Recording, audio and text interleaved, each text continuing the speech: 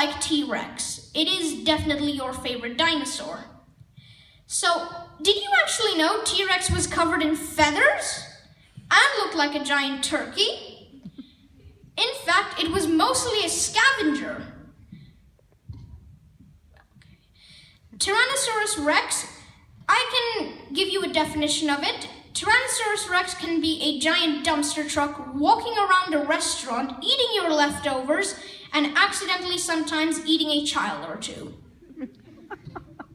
That is my definition of it. The late Cretaceous was also a great momentous time for the pterosaurs. If you can see there, one of the aerial predators was Quetzalcoatlus. Now, there are some misconceptions about pterosaurs, following that it could carry people off and eat them. Actually, pterosaur bones were paper thin. They couldn't lift a pig.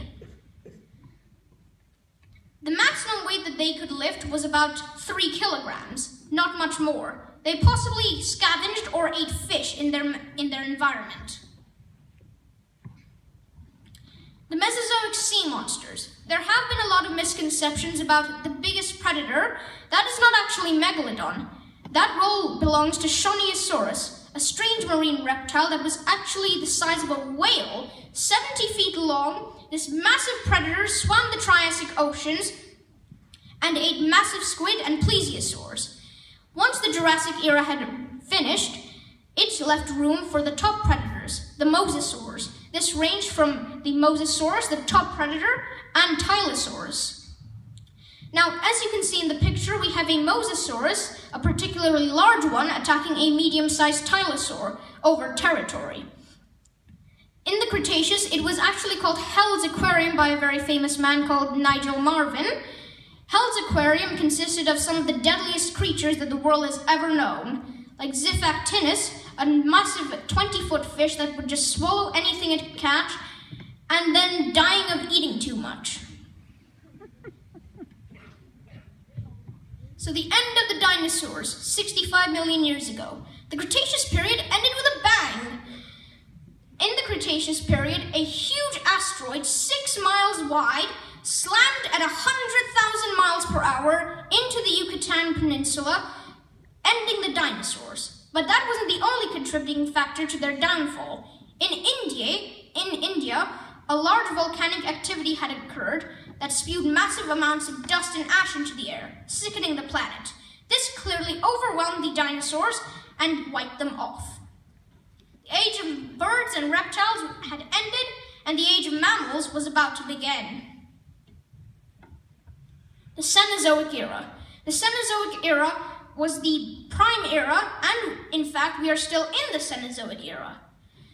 Now, I'll just talk about the 2 periods that are most famous in this wonderful era.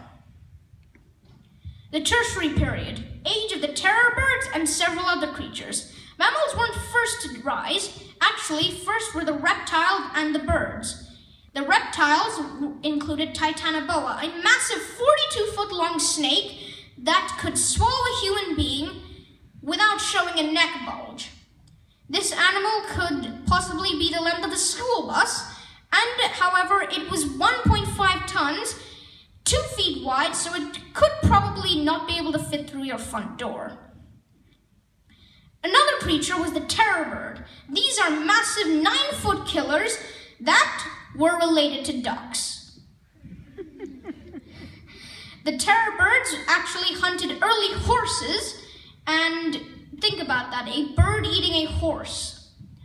Now, the terror birds were the top predators of the time, but climate change soon wiped them out, leaving room for bigger mammalian predators, like Hyaenodon and Entelodont.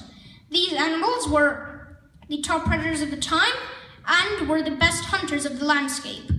In the ocean, we have another top predator, Megalodon. Megalodon, the monster shark is so called, is only 50 feet, not 70 feet. This animal was the top predator, however, of its ocean time period. It went extinct during several factors, climate change and that its prey sources were diminishing and becoming predators of themselves, and becoming predators, like Leviathan Malevoli. The Quaternary period. I'd actually like to dedicate this slide more to the human beings than to the animals. So the seeds of humanity were implanted in Australopithecus, a ape-like animal that could stand upright. Then it soon developed into Homo habilis and then into Homo erectus. Homo erectus soon split off into two different groups, the Neanderthals and the Homo sapiens. Climate change and competition from the Homo sapiens eventually wiped out the Neanderthals. It then came to modern man, in this case, you and me. Thank you for joining me on this wonderful journey into the fascinating world of prehistoric life. I shall be glad to take any audience's queries.